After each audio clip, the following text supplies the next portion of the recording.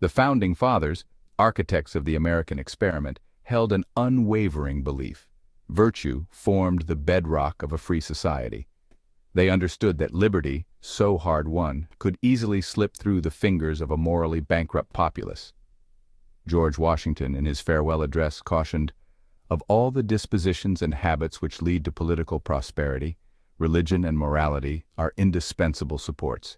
He saw a direct link between a nation's moral compass and its capacity for self-governance.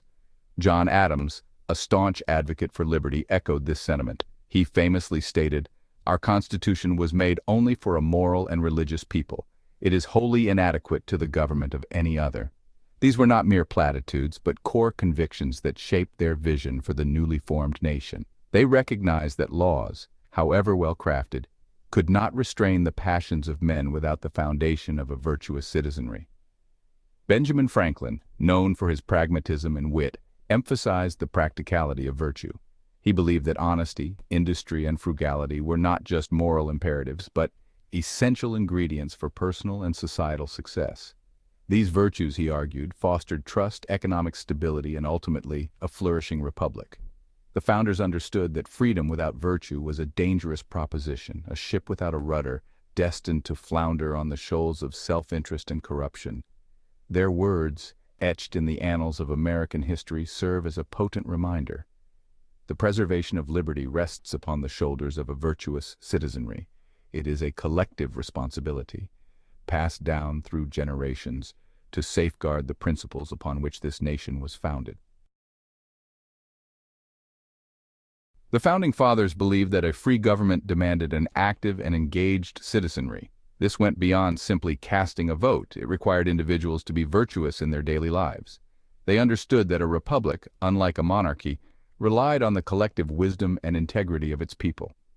Without a firm foundation of moral character, self-government would crumble. Virtue, in their view, was not a passive quality, but a call to action. It meant putting the common good above personal gain, participating in civic life, and holding leaders accountable. It required citizens to be informed, engaged, and willing to stand up for what they believed in. The founders recognized that a government of the people, by the people, for the people, could only succeed if the people themselves were virtuous. This emphasis on active citizenship stemmed from their belief in the inherent rights and responsibilities endowed by the Creator. They understood that liberty came with a profound obligation to use that freedom wisely and justly.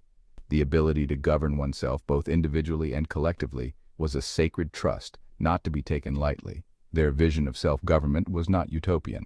They understood that human nature was flawed.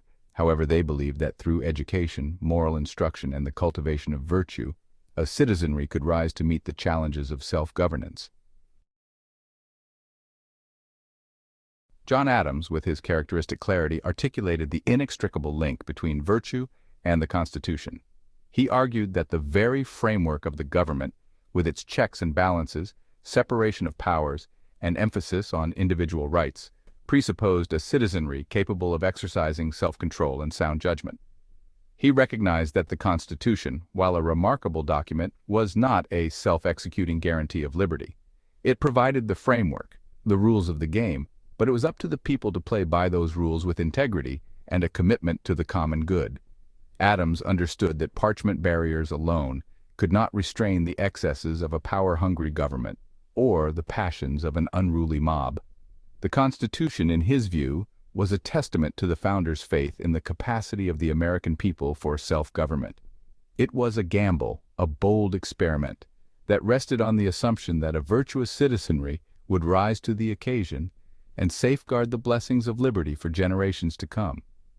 Without that moral foundation, the Constitution would be nothing more than words on paper, vulnerable to the whims of tyrants and demagogues.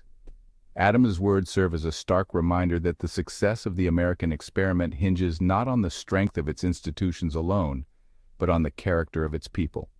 It is a call to uphold the virtues that animated the founders, to be vigilant in defending the principles of liberty, and to ensure that the government remains accountable to the governed.